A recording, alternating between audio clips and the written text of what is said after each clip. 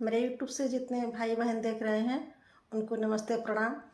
मेरी तबीयत ठीक नहीं है, बुखार जुखाम खांसी है। अगर कोई गलती हो तो माफ़ करिएगा और अपना सपोर्ट बनाए रहिए आप लोग। बस जितना आप लोग दे रहे हैं मेरे लिए वही बहुत है।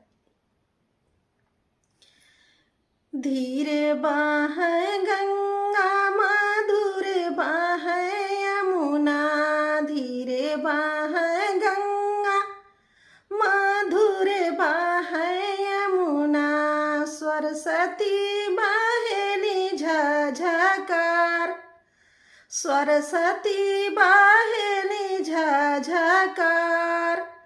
अपनी रसोइया से निकाले कावनी बेटी, रहसाली बागिया में जाए। अपनी रसोइया से निकाले कावन बेटी, रहसाला बागिया में जाए। घोड़ा दौड़ौले अइला दुल्हा कावन बाबू, बगिया बीचे भइला ठाड़। घोड़ा दौड़ौले अइला दुल्हा कावन बाबू, ठाड़ भइला बागिया के बीच। आरी पासे लिखी हा बेटी बागा बगैचा, बीचवा कदम जुड़ छा। आरी पास लिखी हा बेटी बागा बगैचा, बीचवा कदम जुड़ छा।